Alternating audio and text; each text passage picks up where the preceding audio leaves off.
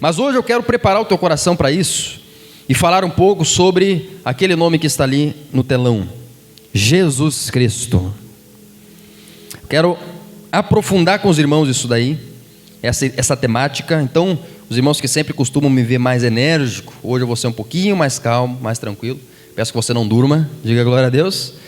Mas eu vou ser mais didático, eu vou ensinar um pouco mais hoje. Vai ser um culto um pouquinho mais de ensino para você que tem fome da palavra de Deus, fome de aprender. Quem tem fome aí?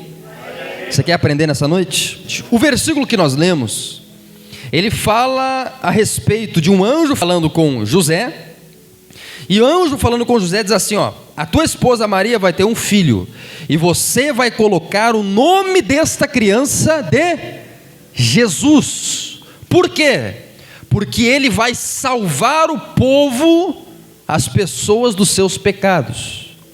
Aqui nós temos uma indicação do significado do nome de Jesus. Eu quero trazer para os irmãos o que significa o nome Jesus Cristo. Você já parou para se perguntar por que nós adoramos esse Jesus?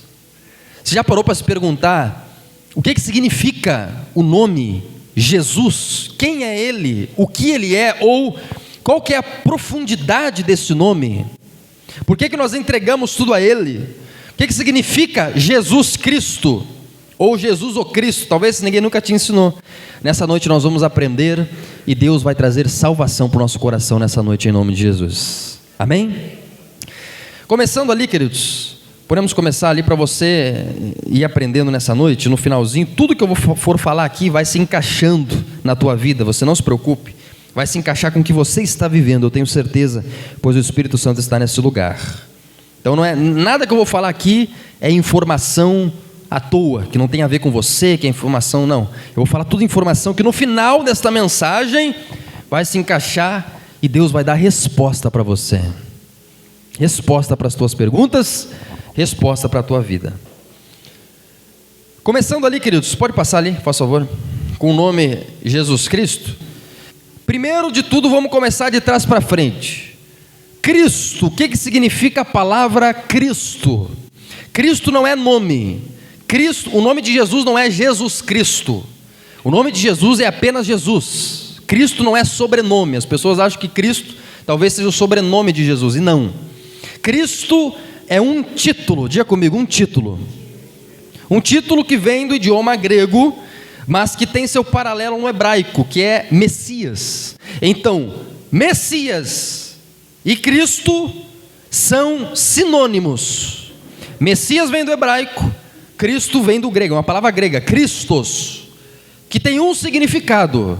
Diga comigo, ungido. Jesus Cristo significa Jesus o ungido de Deus. O Messias, Yeshua HaMashiach, o Messias. Jesus, poderia ser Jesus Messias também. Messias significa ungido, escolhido. Quando nós falamos Jesus Cristo, nós estamos falando de um Jesus que foi ungido por Deus, foi escolhido por Deus, um homem que foi Deus encarnado. Deus encarnou na pessoa de Jesus. O Cristo ungido encarnou na pessoa física de Cristo, de Jesus. E esse Cristo significa estar ungido ou estar escolhido para alguma coisa, que eu vou destrinchar com vocês. Então Cristo é título.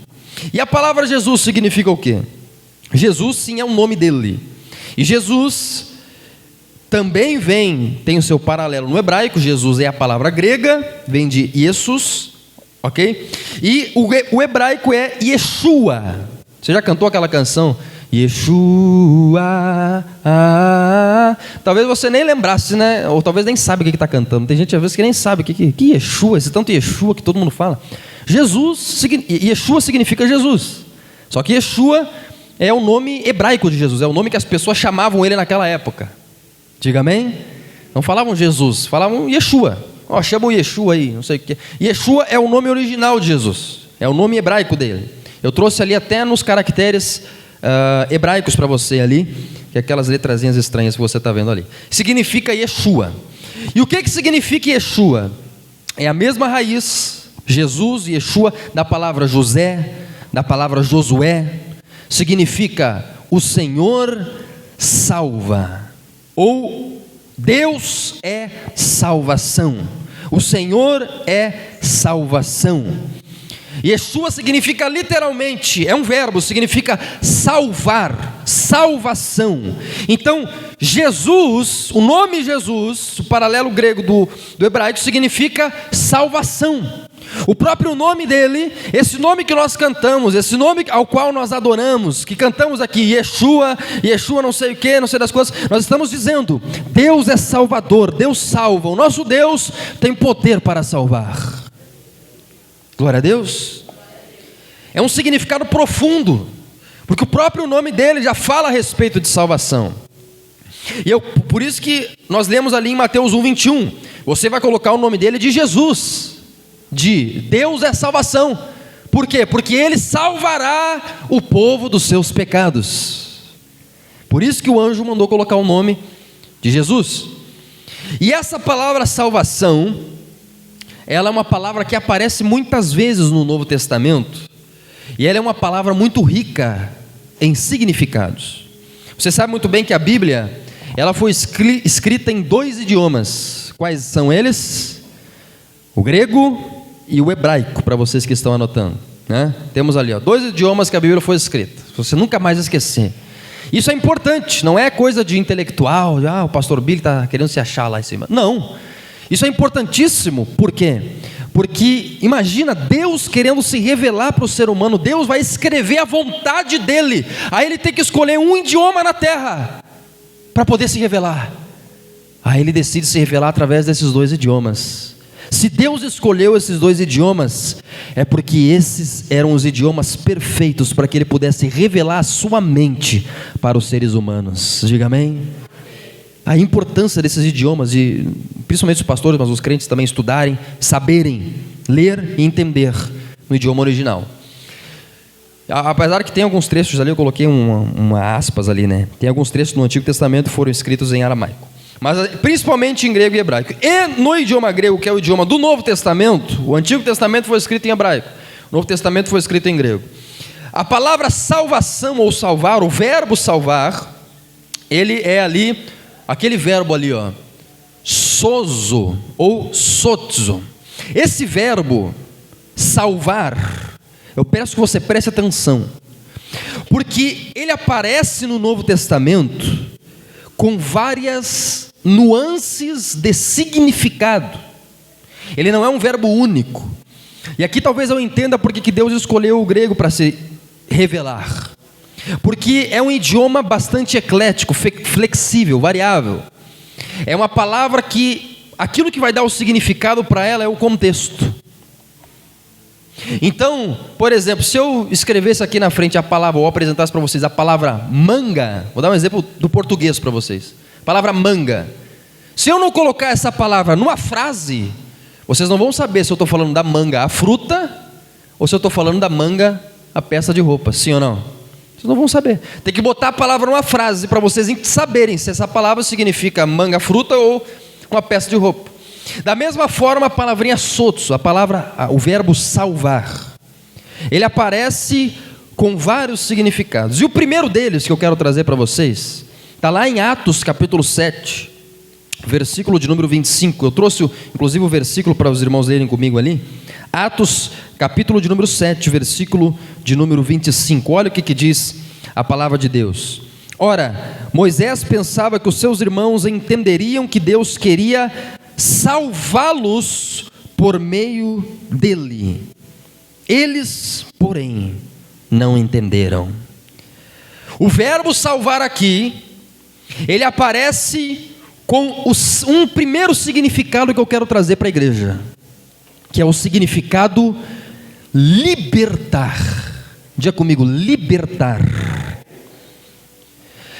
Libertar aqui, eu trouxe o significado dos gramáticos, ali em cima ali. É mais do que uma simples libertação das cadeias. Aqui, salvar significa resgatar do perigo e restaurar a um estado anterior de segurança em que a pessoa se encontrava. Então não é só salvar uma pessoa que está perdida, é libertar uma pessoa de um estado de escravidão ao qual ou no qual ela entrou e do qual ela não desfrutava antes de ser escrava. Essa pessoa teve um primeiro momento da vida dela em que ela era livre, em que ela era feliz, em que ele ou ela vivia um estado de bem-estar, de liberdade, e algum acontecimento, alguma experiência fez com que essa pessoa entrasse num estado de cativeiro ou escravidão. E a palavra sotso no grego, que é a palavra salvar, nesse sentido, tem essa profundidade de significado. Você perceba como é profundo, é muito mais do que o português pode nos trazer. Porque é libertar alguém que antes era livre, mas que agora é escravo, e fazer essa pessoa voltar ao estado de bem-estar, de paz, de prosperidade, de felicidade que ela desfrutava antes da escravidão. Quem está entendendo, dá uma glória a Deus. Olha que interessante como esta palavra de Cristo, do Jesus, aquele que salva, se aplica a algo que, olha só Jesus pode fazer na tua vida. Só Cristo pode encontrar você na tua jornada, na tua caminhada de vida, e proclamar liberdade para você. Só que não apenas proclamar liberdade, pegar na sua mão e levar você para o estado de bem-estar que você desfrutava antes de se tornar escravo. As pessoas que não têm Jesus, as pessoas do mundo, me refiro talvez à tua família, talvez ao teu cônjuge, teu pai, tua mãe, teu irmão, me refiro talvez a teus colegas de trabalho, talvez ao teu patrão, me refiro às pessoas aí fora, ou talvez você mesmo. Essas pessoas, elas se encontram, de acordo com 2 Timóteo capítulo 2, verso 25, num estado de escravidão. Elas não são livres. Não pense que essas pessoas aí fora são livres. O pessoal aí fora acha que o crente que é preso, sim ou não? Eu não vou ser. Uma vez um cara me disse: eu vou ser esse negócio de crente aí, eu vou ser preso, vou perder minha liberdade, vou ter que ficar carregando Bíblia, não vou poder fumar, não vou poder beber, não vou poder fazer isso, não vou poder fazer aquilo. Vocês são escravos aí desse Deus. Interessante a visão deles. A visão é que nós somos presos, que nós somos escravos, porque a gente tem que estar todo domingo na igreja. Mal sabem eles que a gente vem para a igreja porque a gente quer, não porque a gente tem que vir, porque a gente gosta. Mas eles acham que é escravidão. E 2 Timóteo capítulo 2, verso 25, diz algo interessante, diz assim, disciplinando com mansidão os que se opõem a ele, na expectativa de que Deus lhes conceda não só arrependimento para conhecerem a verdade, 2 Timóteo 2, 26 agora, mas também o retorno à sensatez, a fim de que essas pessoas se livrem dos laços do diabo, que os prendeu para fazerem o que ele quer. 2 Timóteo 2, 26, está muito claro, diz que Satanás prendeu essas pessoas em laços, em amarras, e essas amarras, elas têm um objetivo, olha ali, fazer com que essas pessoas façam tudo aquilo que Satanás quer que elas façam. Veja se isso não é essa pessoa que você conhece que não tem Jesus. Eu não estou querendo dizer que Satanás entra nas pessoas, mas eu quero dizer algo que a Bíblia diz. Existem pessoas que são usadas por Satanás e para fazer a vontade de Satanás na tentativa de afastar você da presença de Deus. Existem pessoas que são usadas pelo diabo como se fosse uma marionete, diz ali, laços, marionetes, correntes, que faz com que essa pessoa faça as vontades do diabo. Jesus teve isso no ministério dele. Lembra quando Pedro chegou para ele e falou: Senhor Jesus, o Senhor não precisa morrer na cruz, não precisa ir para Jerusalém. O que Jesus disse para ele? Arrasta de mim, para trás de mim, Satanás. Pedro chamou Jesus de Satanás, porque Jesus estava fazendo referência, né? Aliás, Jesus chamou Pedro de Satanás, perdão. Jesus estava fazendo referência a esta verdade. Pedro estava sendo uma influência de Satanás para impedir com que Jesus morresse na cruz. Jesus percebeu aquilo e repreendeu a Pedro. Eu quero que você perceba, e a minha oração é que o Senhor Jesus abra os teus olhos e os teus ouvidos para todo tipo de pessoa, talvez de amigo, talvez de parente, talvez de colega, que se levante com alguma palavra, que se levante com alguma atitude. Esta pessoa que talvez no teu passado fez tantas coisas com você, que tentou devorar a tua fé, te afastar da presença de Deus, não dê ouvidos a esses discursos. Diga glória a Deus. Às vezes, da própria casa, eu já tratei pessoas que se levantaram e afastaram pessoas da igreja, porque foram usadas por Satanás para afastar. E são coisas às vezes muito pequenas, que nos afastam. Às vezes um relacionamento que não dá certo, às vezes um trabalho que não dá certo, um desemprego, talvez uma desilusão, seja ela amorosa, seja ela espiritual. São coisas que nós passamos na nossa vida, experiências pelas quais nós passamos, que devoram a nossa fé, que tiram a fé do nosso coração, sim ou não? Experiências que a gente passa, que fazem com que a gente entre num estado de desânimo, que é atordoante, e que muitas vezes pode vir a se tornar escravizante. O texto que eu li com vocês de Atos 7, fala de Moisés querendo libertar o povo da escravidão do Egito. Ou seja, um povo que antes era livre, mas que se tornou escravo do faraó.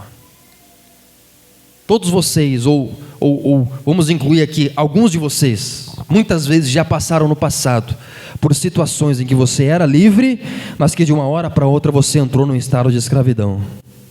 Sim ou não? Experiências ruins nos levam para a escravidão muitas vezes. Escravidão do que, pastor? Talvez a escravidão do remédio, talvez a escravidão do hospital, talvez a escravidão da depressão, talvez a escravidão da insônia. O que é escravidão? É tudo aquilo que você não tem a capacidade de dizer não. Você não consegue dormir, é escravo da insônia, escravo de alguma doença, escravo talvez de alguma pessoa, essa pessoa que talvez você se aconselha e que você é escravo, o que ela diz você faz. Muitas vezes tem pessoas que são assim, são escravos de aconselhamento.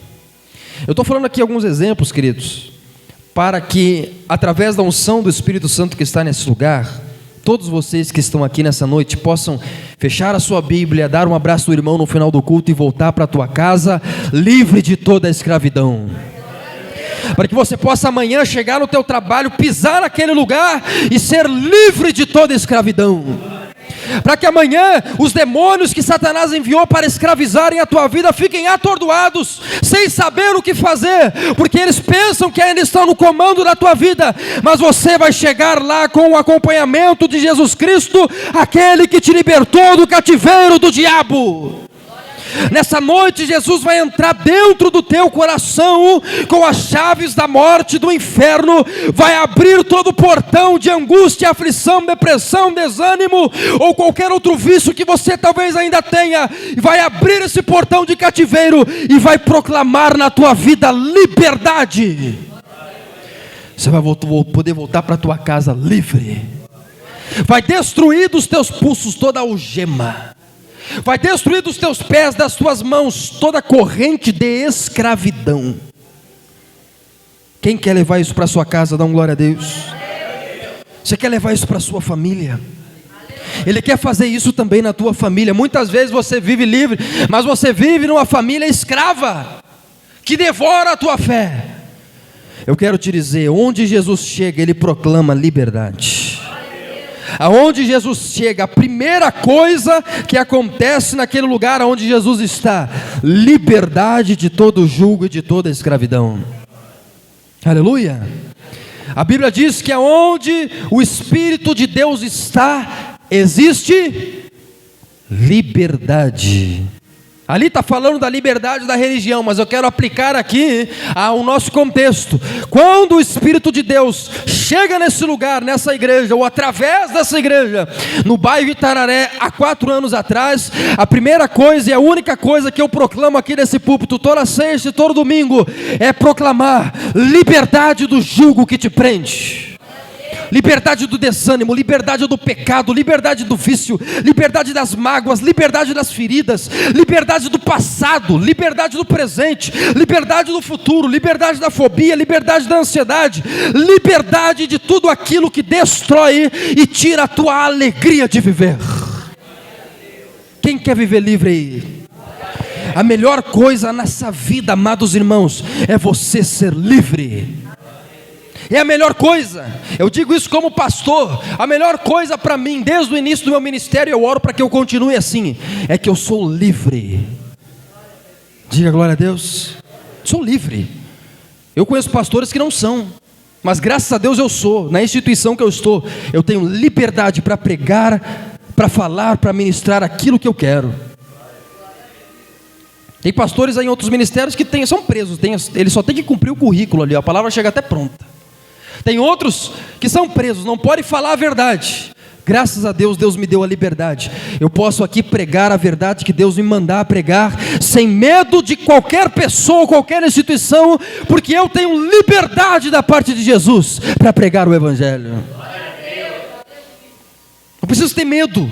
Porque o fulano não vai gostar, porque aquele que dizima alto não sei o que vai parar. Não, eu não tenho esses medos. Graças a Deus. Assim o Evangelho ele pode vir puro.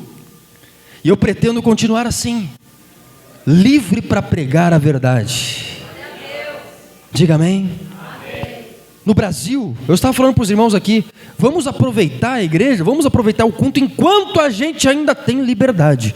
Porque eu quero dizer para você, não vai ser para sempre. A Bíblia diz que não vai ser.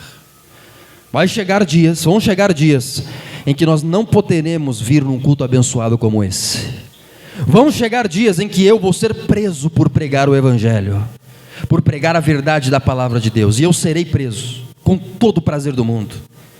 E aí eu não vou poder estar aqui para fazer o culto para você. E aí a igreja vai fechar, porque vai ser uma perseguição tremenda contra a igreja de Deus. Pastor, isso é coisa de filme de outro mundo. Isso já existe, só não existe no Brasil, mas já existe no outro lado do mundo. Já existe na China, já existe na Coreia do Norte. Isso já existe no mundo, é só você pesquisar. As pessoas não podem abrir igreja, fazer a igreja, cultuar a Deus. Tem vídeos na internet, pessoas cultuando dentro das cavernas, cultuando nos cemitérios, cultuando nas casas, escondidos nos porões, louvando e adorando a Deus, porque não tem liberdade. Mas graças a Deus, porque aqui ainda no Brasil, nós ainda temos liberdade de sair da nossa casa num domingo à noite, de vir a um lugar, receber uma palavra de fé, de força para a nossa semana, de adorarmos a Deus, de louvarmos a Ele, com toda a nossa liberdade. É bom ser livre ou não é? Pior coisa é você estar preso, você ser preso, você está enclausurado. Você não pode ir fazer o que você quer. Nem uma pessoa que está presa, um preso, ele não pode fazer o que ele quer. Claro que no Brasil é diferente, né? Tem tudo lá dentro. Mas fora uma prisão de verdade, né? A pessoa não pode fazer o que ela quer. Ela não pode sair. Ele não pode ver a família, porque ele é preso. Muitas vezes a gente não está preso fisicamente, mas a gente está preso aqui dentro. E essas prisões, essas amarras, esses cativeiros que Satanás mantém no nosso coração, eles são terríveis. Pastor, não posso ver um cheiro de álcool em cima de uma mesa que eu já fico todo, e já me escabei, tem que, pessoa presa, não tem liberdade, não pode ficar sozinho no escuro, porque é escravo do medo. Não pode ficar sozinho dentro de casa, porque é escravo do pensamento suicida, é escravo do desânimo, é escravo de coisas. Isso que eu estou falando para vocês são sintomas de pessoas que são presas aqui dentro. Diga amém. Quem quer ser livre aí? Dá um glória a Deus aí. Você quer ser livre? Você quer ter a liberdade de ir e de vir? Você quer ter a liberdade de poder chegar num lugar e pregar o Evangelho para aquela pessoa sem medo de estar no pecado junto com a pessoa? Você quer ter a liberdade de ter o poder do Espírito Santo, sem medo de se vão fazer trabalho, sem medo se colocaram macumba na porta, sem medo se isso, não. Você ser uma pessoa totalmente livre.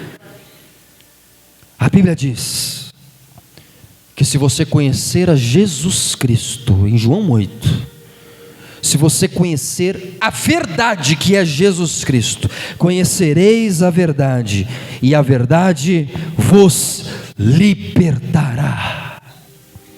Diga liberdade. Livre de tudo, nos 4 níveis de vida: espiritual, financeiro, livre das finanças. Muitas vezes as dívidas são uma prisão para a pessoa.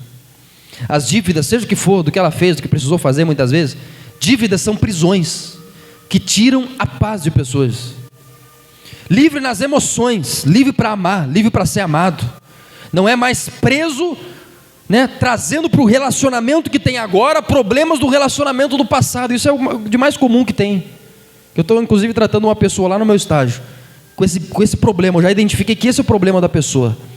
Ela é casada com um camarada, mas ela enxerga o outro nele, e aí vem os dois, tá dando problema, tá dando choque, porque o outro não é o outro, mas é uma pessoa que está presa num relacionamento. Você percebe esse problema, que o ser humano consegue ser assim? Você consegue estou dando um exemplo aqui do que eu estou vivendo, casado com a pessoa que eu estou tratando, casado com ela, mas a menina está vivendo um outro relacionamento com aquela pessoa, ela está presa aqui dentro, aqui na mente, mas está livre, não está presa, está andando, está fazendo, está trabalhando, mas caminha com a mentalidade de prisão. É lógico que lá eu não posso falar sobre Jesus, senão eu perco minha carteirinha, vou preso, mas eu vou aos poucos ministrando, e se eu precisar, eu vou falar, porque aquela pessoa precisa de um libertador, que é o Senhor Jesus Cristo, aquele cuja a palavra salvar tem esse primeiro significado: libertar e resgatar você do perigo, um perigo que talvez você ache que viva, restaurar a um estado anterior de segurança. Eu orei nesse final de semana para que o Senhor Jesus Cristo, nessa igreja, no coração de cada um que saiu da sua casa para vir nesse lugar, você que deixou teu tempo, deixou tua comodidade para estar aqui, para que Ele proclame liberdade na sua vida e possa resgatar você do perigo e restaurar você para um estado de prosperidade, de paz, de segurança, de bem-estar que você vivia há alguns anos atrás. Diga amém? Você quer viver isso? Então, o primeiro significado da palavra salvar: libertar. Um segundo significado é muito comum que nós usemos, e está lá em Marcos capítulo 6, verso 56. Esse é o significado desta palavra, que é a palavra curar. Quando a Bíblia aplica a palavra grega sotso nesse versículo, ela aplica não no sentido de libertar a pessoa. Agora eu não estou falando mais com quem é preso, eu não estou falando mais com escravo, agora eu estou falando com pessoa enferma, porque aqui a ideia é cura, fazer com que alguém fique bem de novo, depois de um período de enfermidade. Olha ali o que diz: onde quer que ele entrasse, está falando de Jesus, nas aldeias, cidades ou campos, punham os enfermos nas praças. As pessoas colocavam os enfermos, os doentes nas praças, para que Jesus pudesse passar, pedindo-lhe que deixasse que essas pessoas doentes tocassem ao menos na borda da sua roupa, numas franjas que os judeus usam, e todos que tocavam nela ficavam curados. Você percebeu esse versículo, amados irmãos? Todo doente que tocava em Jesus ficava automaticamente curado. Você já imaginou? Uma pessoa paralítica, cega, surda, com câncer, com doença terminal, seja o que for, tocar nas franjas, no tecido do talite de Jesus, nas franjas, no tecido de Jesus, tocar, simplesmente tocar na roupa, e voltar a andar de novo, e voltar a enxergar, e voltar a ouvir. e perceber que a lepra se foi, que o câncer se foi, que a doença se foi, que o problema nos pulmões, nas costas, nos ossos se foi, e a pessoa está automaticamente com sua saúde física restaurada. Olha como Jesus é poderoso, e como o segundo significado da palavra sotso é muito lindo e importante para nós, porque todos nós estamos doentes talvez, em alguma instância da nossa vida, mas se nós, como esses enfermos, nesta noite levantarmos as nossas mãos e tocarmos em Jesus pelos olhos da fé, nós poderemos voltar para a nossa casa curado de toda doença. Toda doença, não importa a doença que seja, se você tocar em Jesus Cristo com fé, você pode ser automaticamente curado.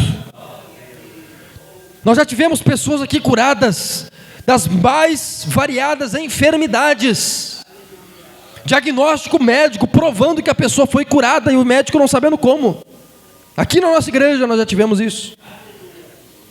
Eu já vi, pelo fato de ter nascido na igreja, paralítico levantar. Eu já vi cego voltar a enxergar. Eu já vi surdo voltar a ouvir. Eu já vi Deus restaurar uma perna enferma, leprosa. Eu já vi Deus restaurar na minha frente. Eu vi isso acontecer. Eu não estou mentindo para você. Eu testemunhei isso com os meus olhos.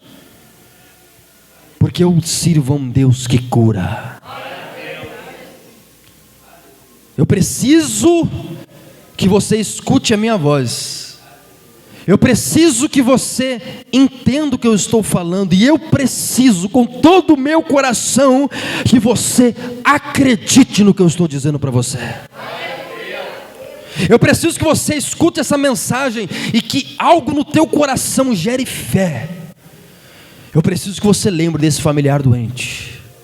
Eu preciso que você pense agora na área do teu corpo que está enferma, que está doente, que você sente dores. Eu preciso que você pense nesse diagnóstico. Eu preciso que você pense nessa doença. Eu preciso que você pense nesta enfermidade. E eu preciso que daqui a alguns minutos você ore e toque em Jesus pelos olhos da fé. Quando Ele passar pelo meio da igreja no momento da oração, Ele vai passar por entre vocês. E eu preciso que você, estendendo a tua mão, que nem esses enfermos aqui, toque nele pelos olhos da fé. Diga amém. Você tem fé para fazer isso nessa noite? Diga, eu tenho fé para ser curado. No teu coração, nas tuas emoções, no teu espírito, nas tuas finanças. Muitas vezes a doença está nas finanças. Eu sempre trago esses níveis de vida para você entender que existem níveis muito maiores do que os olhos podem ver. Câncer nas finanças, doença nas finanças. A pessoa patina e não sai do lugar. Está com uma doença, só que não é física, é financeira. Está com uma doença, só que não é física, é emocional. Se você crê nesse Jesus que o pastor Billy serve, eu tenho certeza de que nessa noite Ele não só pode, como Ele quer curar o teu coração. Aleluia! Ele quer que você volte para a tua casa livre de toda enfermidade, de toda doença, de toda mágoa, tudo aquilo que você já passou no passado, que você ainda traz, que você ainda carrega, que você ainda leva nas tuas emoções, no teu coração. Talvez de algum ministério que você passou, de alguma igreja que você passou, de algum relacionamento que você passou, de alguma família que você passou. Deus quer que você deixe isso nos pés do altar e volte para a tua casa, liberto e livre de toda doença. Livre. E um terceiro significado para mim encerrar minha mensagem, que hoje eu estou sendo bem direto e bem simples, porque eu quero dar tempo para oração hoje, pois nós vamos ministrar libertação, cura, e o terceiro ponto da minha mensagem, terceiro tópico, terceiro significado, nuance da palavra sotso, da palavra salvar. Primeiro é libertar e restaurar para um estado anterior de liberdade, um estado de plenitude que Adão viveu no Éden. Eu nem entrei nessa parte aqui para não cansar os irmãos, mas tem uma parte teológica profunda aqui, de um estado edâmico, digamos assim, um estado do Éden, de liberdade e comunhão com Deus. Segundo significado, cura completa, cura das dores, cura do coração, restauração. Aquela sensação que você tem de voltar para a tua casa, parece que um fardo saiu das tuas costas. Você já sentiu isso, sim ou não? Depois de voltar da igreja, eu já senti isso. Você voltar para a tua casa parece que leve, parece que empolgado para viver a vida, para entrar na semana, para trabalhar, para conquistar, para avançar. Você voltar para a tua casa com uma vontade de empreender, de levar a tua vida, os teus sonhos, de lutar pelos teus sonhos, de lutar pela tua família. Isso é liberdade. Ou cura completa, alívio das dores. Uma terceira coisa que Jesus quer fazer na sua vida nesse ano de 2025, e por isso que Ele te plantou nessa igreja. Lucas capítulo 7, verso 50. Jesus disse-lhe: a tua fé te salvou. Olha ali a palavra salvar de novo. Só que agora é o significado de: vai para a tua casa em paz, filho e filha de Deus. Vai para a tua semana em paz. Volta para o teu trabalho em paz. Volta para a tua vizinhança em paz. Não tenha medo, porque o terceiro significado da palavra salvar é preservar, é manter, é proteger você, para que você permaneça salvo. É um significado de preservação. É uma pessoa que é salva na igreja, mas muitas pessoas que são salvas na igreja, você conhece muitos deles, são salvos no domingo, mas já se perdem na terça. São salvos no domingo, mas já se atribulam na quarta. São salvos no domingo, mas já se endemoneiam na sexta.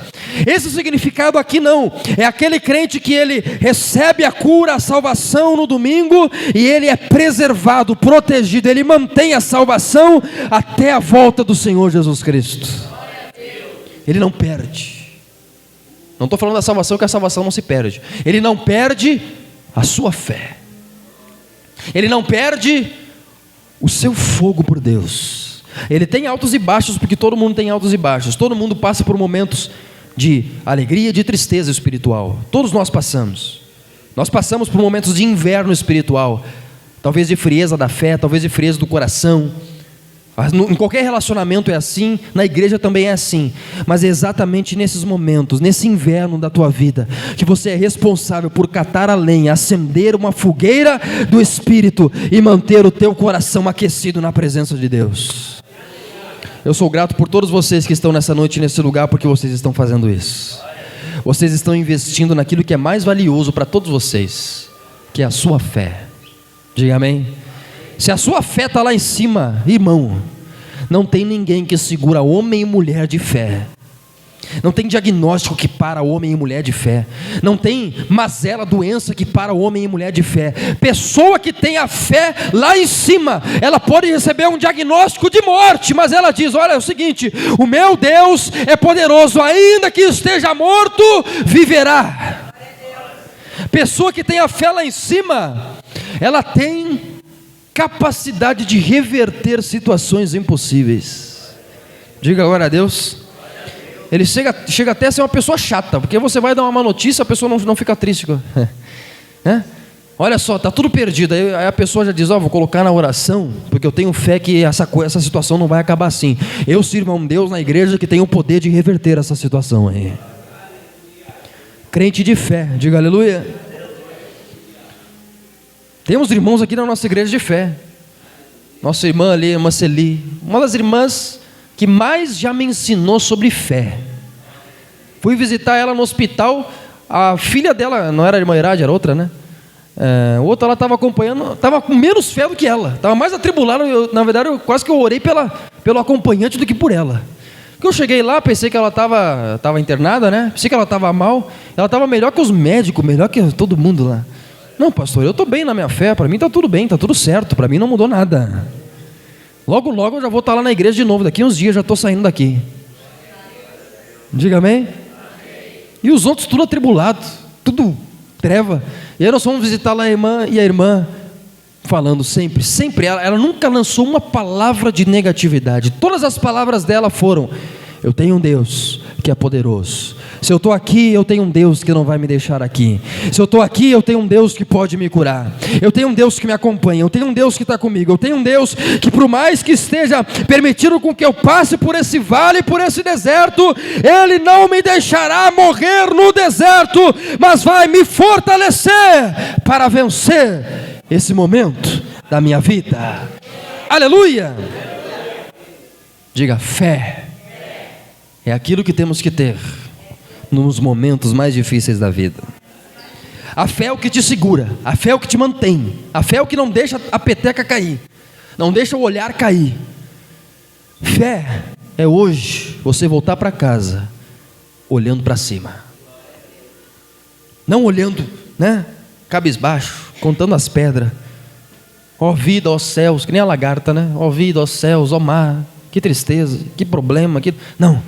Você vai voltar hoje. Eu quero que amanhã você volte para a tua casa hoje, e amanhã você volta lá para o teu trabalho, ou você que é dona de casa, você cuide da tua casa. Eu quero que você coloque um louvor lá, você acorde louvando a Deus, adorando a Deus, e inicie a tua semana, entra a tua semana com um olhar de fé, porque você está voltando nenhuma semana para vencer.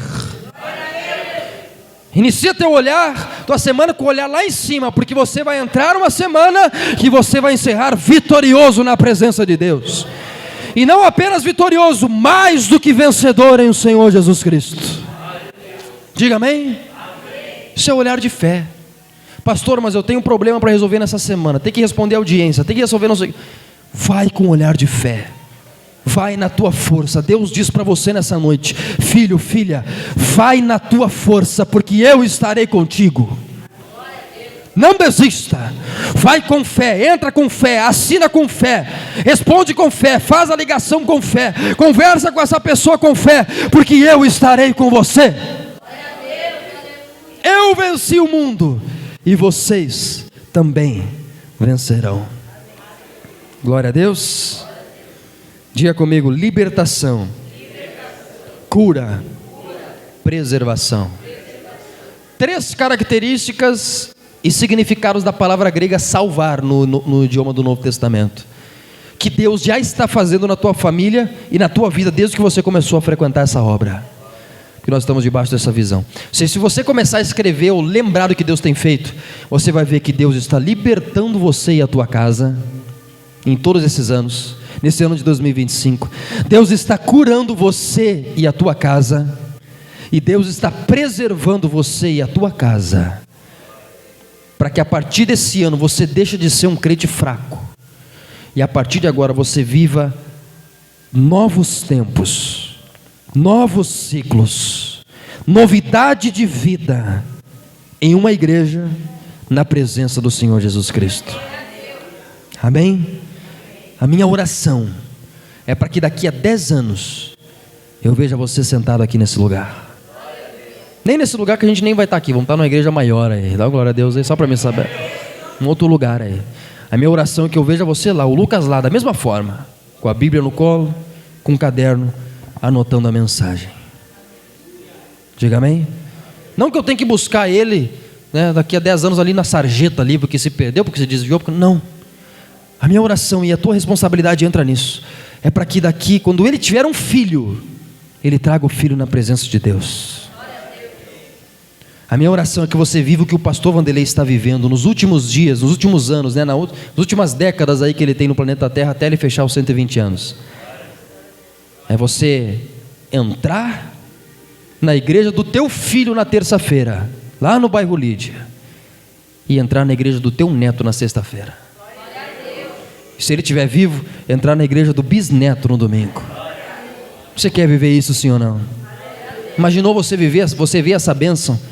Não tem que estar indo pegar teu filho no presídio, sei lá, não sei aonde, perdido em algum lugar, mas você vê o teu filho lá na frente. Não lá na frente, eu não estou falando que todo mundo tem que ser pastor, nada disso, mas você saber que o teu filho, ele está na presença de Deus, que a tua descendência está na presença de Deus. Você que é jovem ou você que já é adulto, Deus está falando com você nessa noite. Ele quer restaurar as tuas gerações. Ele quer que o teu futuro, o futuro da tua família, os teus filhos, os teus netos, os teus bisnetos, que você e a sua casa sirvam ao Senhor Jesus Cristo. Quem pode dizer que não, que daqui a 20 anos você não vai ver o teu filho, o teu neto ou teu bisneto servindo ao Senhor Jesus Cristo? Tudo vai depender da tua atitude hoje, em 2025. Pode parecer que não, mas depende. Se hoje você decidir viver da mesma forma que o teu pai viveu, teu filho vai viver o que você viveu. Se você cresceu vendo o pai batendo na mãe, ou a mãe batendo no pai, seja o que for, estou dando exemplos esparsos aqui, e você decidir ser a mesma coisa, o teu filho ou a tua filha vai crescer vendo você replicando a mesma coisa, vai sofrer a mesma coisa. Agora, se você é aquela pessoa, aquele homem, aquela mulher, que nenhuma vez eu atendi no meu gabinete, que sentou para mim, bateu no mesa e falou: pastor, eu não quero que a minha filha sofra a mesma coisa que eu sofri nas mãos dos meus pais. Quando ela falou isso, eu falei para ela: se a senhora não quer, querida, então faça tudo aquilo que os seus pais não fizeram. Diga amém? E aí você vai ver as tuas gerações vivendo aquilo que você não viveu. Se você quer que as suas gerações cheguem em outro lugar, comece a tomar atitudes diferentes em nome de Jesus. Aleluia! Tua família nunca serviu a Deus? Sirva a Deus. Tua família nunca ajudou a igreja? Ajude a igreja. Tua família nunca te levaram para você estar num culto de domingo? Venha no culto de domingo, traga o teu filho no culto de domingo, faça algo diferente, porque Deus me disse nesta tarde que Ele quer encontrar as futuras gerações dessa igreja. Eu quero batizar os teus filhos, eu quero batizar os teus netos, eu quero batizar os teus bisnetos, eu quero tocar a tua casa. Quando eu olho para você, eu não vejo só você, eu vejo as tuas gerações. Eu falo de algo que eu vivo na minha casa. Nós vivemos um alcance de Deus geracional. Avô, pai, neto. Netos na presença de Deus. E é isso que eu quero que você viva na presença de Deus em nome de Jesus. Quem quer viver isso, dá uma glória a Deus? Então nós vamos orar nesse momento.